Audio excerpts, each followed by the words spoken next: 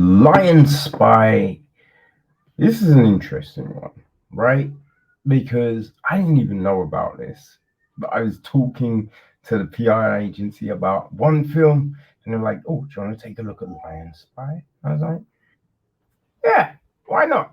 Let's give it, let's give it a go." Also, I was intrigued, and I saw some a little bit of info, and it was like a woman goes undercover with lions, and I was a bit like, say what?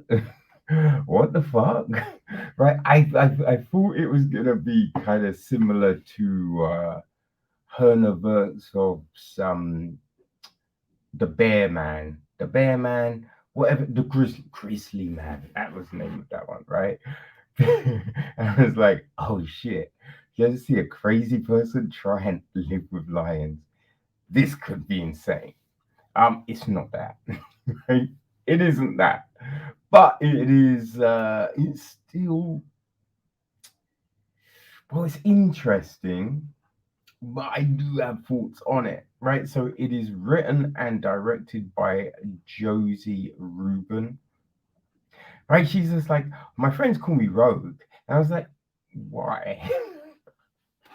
I mean, at least give me context. Why the fuck they call you Rogue? Because you know, it's not obvious for sure, right? She also produces the film with David Gross. It is edited and co-produced by Katie Flaxman. The music is from Brett Rosenberg. Sound design is Keith Thomas Ask. Um, there's more kind of editing from Marcus Friedlander. Um, Also, some more editing from Choice Escorado. Chris Dibiek, executive producers. Uh, the layout of the information is horrible. It's really fucking horrible and very hard to, I mean, properly see who the fuck is doing what. But anyway, there's a whole heap of other people involved in this. Right? The gist of the film is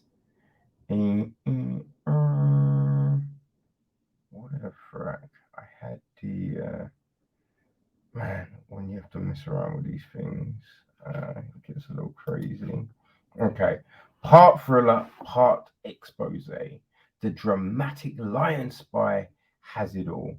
When director Josie Rubin, a young woman who wants to prevent the extinction of wild lions, creates a false identity to portray herself as a big game photographer and rather seamlessly infiltrates the male dominated world of trophy hunters in Africa, she inadvertently puts herself at tremendous personal risk.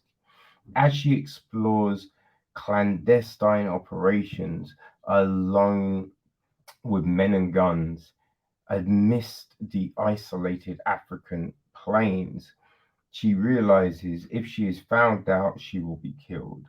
What she captures on camera literally takes your breath away with an outcome no one could have imagined. This is a documentary that cannot be missed.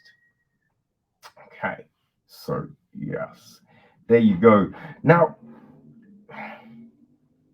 I would say I find a lot of that weird, right? Because this is the thing, she goes undercover, but as a photographer, right?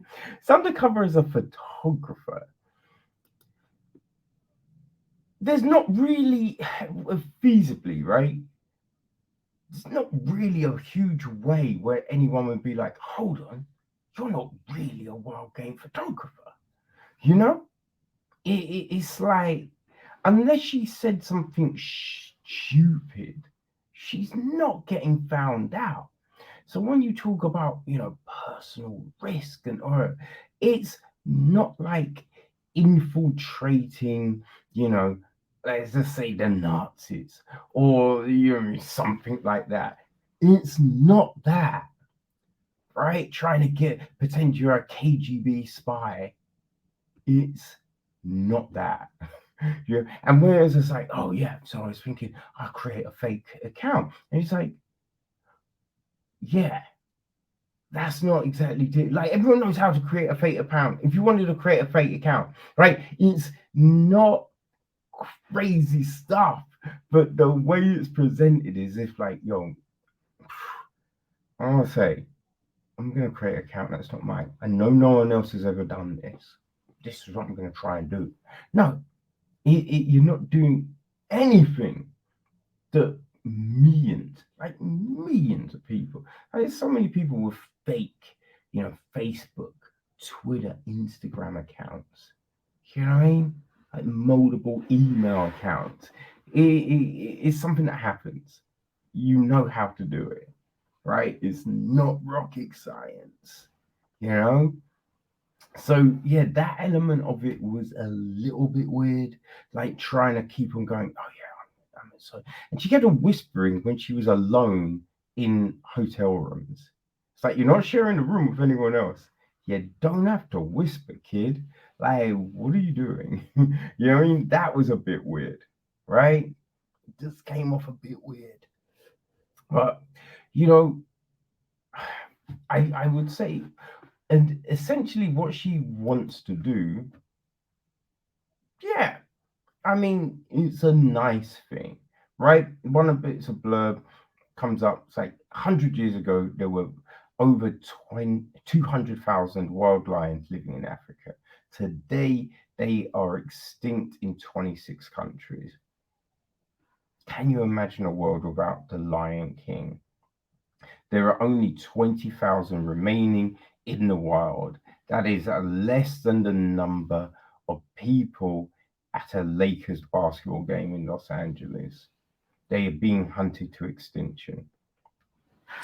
And I mean, this is something I knew just from, I watch a lot of friggin' animal documentaries and I listen to a lot of talks around wildlife prevention and just all of this kind of stuff. So it's stuff that you pick up and you understand and you know. And also the nuance of hunting, right? Because there's hunting and there's trophy hunting, two real different things, right? But even trophy hunting, there is a nuance to it, right? And it's something I don't think was really explored, right? Because I think when you're doing this, when you're talking, you have to kind of break, because it's more than just trophy hunting, right? It is an economic thing, right? It's when all of these African countries, were able to get their independence from the colonies. You know what I mean? Like countries, before they gave a country back, they literally just took all the resources, right? All the resources, left the countries in crazy debt. Are like, oh, I'll give you a loan. You've got to pay it back, right? It's just all of this craziness. So now you're in a situation where there's not a lot of money, right? You're trying to get money. You throw in politics, which is always corrupt. So then any money coming into the country, there is a likelihood it's getting siphoned off, which we know, right? We know this is a thing. And you have to consider this with all of these discussions, right? Because there is a part of like the hunting, and it did get mentioned in the thing, right? Because there are these times, and you've seen, this is stuff that also I believe that Attenborough brought it up in the documentary series he made for Apple last year, I believe it was. I think it was last year. Might have been 2020. I forget. But it's like when animals get old and they don't always get old, right? It's a dog eat world over there. But you have the old lion, let's say, because it could be anything, elephant, hippo, tiger, whatever. But they get old, and then they try and kill off the younger ones, right?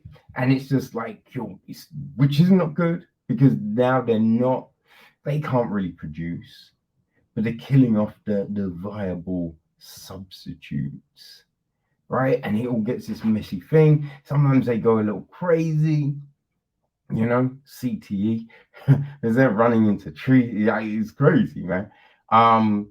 But yeah, then they start, maybe they go into certain areas and they start killing off, like wild stock and farmers and stuff like that.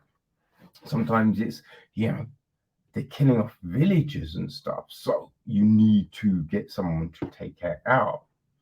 And we see it in this documentary where there's an American guy and his daughter, and they're on this hunt, and they're like, "Oh, we're stopping up here because we're going to take out this thing." Blah, blah, blah. And she's just like, "Oh, there's plenty of hunters in Africa that could do it." And you're like, "Yeah, there are, but a lot of times a village will go, hey, give us this amount of money. You can then take out this animal, right? And yeah, means they get that money, which then they can use to buy food and whatnot, right? And so it's situational. It's now, don't get me wrong, it's not that all the time. It's not that all the time, right? But there is that, which is the whole thing of, yeah, there are local hunters, but people need the money, And she's talking about these charities and I'm just like, where is that money going? There's a lot of them give it to the government to then help, but then the government's corrupt, and so there's this nuance to this whole thing. Now, look, you get the just straight up trophy hunters, because sometimes as well when they kill it for the village, they give the village the meat, right? They just want the skin or the head, or so there's these different things. But I think it's something that you have to consider in this whole conversation, because it's not as simple as, oh, we need to stop this. It's just like, it's an economic thing, right? You need to help the fucking country. You need to help the continent, right? When it's like, you look at right now, the amount of money that's going to Ukraine is insane. It's insane. Like, we have never seen people give that amount of money to any other place. And there's genocides, there's wars, there's famines, drought. There's all manner of things happening around the world. Puerto Rico, right? There's stuff in like Uganda, like just so many places, hardship and desolation, and we don't see people rally like they have towards Ukraine, right? But we need that in some places, and making people more economic secure would solve, or at least help, a lot of situations like this, But yeah, she's talking about all of these things and ways to help and just all of stuff like that. I thought it was interesting how maybe there's a simple reason why, but she did not interview any black people, right? Any black people around conservation or anything like that. Just all white people. All white people. And she's always going like, the real problem is just white people, white men. doing this thing. I'm like, yo, you're a white woman, right? You're a fucking white woman. Shut the fuck up. You're not interviewing any black people. The one time she would show black people, and it was these weird shots. She'd show shots of like poor kids running through the street or playing with like, substitute footballs and things like that. They're the only black people that she really showed, other than guides. There's a few guides. They're the only black people being shown. And it's just, yeah, it felt super fucking weird. I'm like, what are you doing? Like, if you go to the website, there's a picture of she's selling hoodies or something, and there's a picture of a little black kid wearing a hoodie. That's it. Right? That's it. And I find that, it's kind of off-putting. It's like off-key, because there's plenty of black people doing this conservation fight, right? Trying to improve these situations, and she didn't speak to any. Now, as I said, there may be a straight reason for it, right? And she asked people, there was no availability or anything, but yeah, feels odd. Feels odd watching this. It's just like, it's like a dangerous mind situation. White woman trying to save people. It's like, you know. And even when, like, she would go to these places, it's like, I'm gonna go and I'm gonna ask them these questions. But like, even the question, like at the very end when she talks to this one dude, it's like, it's not a oh god, what do you call fuck, forget the name, but it's not a KAD situation, right? It's not like the level of investigative journalism, right? It's not that, right? There's no hard hitting questions being asked. She repeats the same thing. She doesn't try and frame, these questions that dig into the situation. She's just like, oh yeah, this is a fact. Blah blah blah. Tell me this. Oh, tell me that. Isn't this a thing? And I'm just like, again, it's not really getting to any of the real issues. And it's just like, but how did you think Homie was going to respond to any of these things? Right? Look, and I said, I feel that her heart is in the right place, but it reads kind of weird. This whole thing does read kind of weird, you know? But I don't know, man. I'm like, look, anything that can start a conversation, I'm all about that. So if this can start a conversation, fire. I don't know if it will, you know, but people, you can watch this, right? If it feels like it's something that you want to be down with, yeah, you can watch this. It is available. Gosh, I believe it's the 1st of April. 1st of April, on all your favorite VODs, right? So iTunes, Apple TV, Google, Amazon, YouTube, all of them places you can get Lion Spy. So if you're intrigued, right, you want to be like, oh, how's she doing this? What's she getting into? All of that. Yeah, you'll be able to check it out from the first. Now, I would say don't do what she does, but she does that at the beginning. She's like, yeah, like a lot of people, I get my news from YouTube, like social media, and it's just like, yeah, well, maybe don't do that, right? I think a sensible person is getting in, but she's like, oh, there was one guy, again, white. He's like, oh, he's doing the conservation thing. And she's like, yeah, I spoke to him and it seemed that he didn't really know anything. And I think he's doing it for the wrong reasons. And I'm just like, you don't know everything. So he's kind of stones in a glass house here. And if he is raising money and helping, it's still something. Like he might not know all the facts, but like you go to a lot of CEOs, they don't know all the facts, but they employ people that do. So it's a bit like I didn't have a like it was a bit like if I've got an issue with him, then I've got an issue with her. You know what I mean? So it's just like I'm not looking at him as being evil, crazy, because it's just like as I've said, right?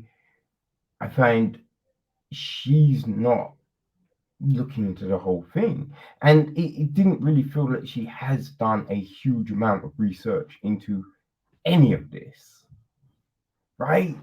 Which is weird. So when she's just like, oh, this person, that person, and I was like, yo, do your own research, kid. You know what I mean? You're calling these people out, but what are you doing? You know, what are you doing? Like again, at the very end of the film, yeah, I was gonna end, but fuck yeah, a bit more to say, right? It's just like, oh, if every person skipped one cup of coffee a day and donated that money, we'd save the thing. And I'm like, no, no, you wouldn't, right? Because governments are corrupt and they steal a lot of the conservation money. Like they steal a lot of the money of everything. But yeah, that conservation money, they're taking a lot of that shit, right? So no, that's not doing it. You can't say, hey, everyone, skip your coffee, donate your money to her place, right? She's like, go to my website and you can donate. It's just like, listen, you have to have a solution for the corruption. Because look, we saw it with the water bucket, the ice bucket. I think it was the ice bucket, right? That challenge. Not like I think it was a 0.1% of the money was going to Lou Gehrig's disease, or is it ASL? Whichever the fucking disease that was meant to be doing, that money was not going to it, right? So it's not just donate your money and we can save. No, because you haven't addressed the corruption, dum.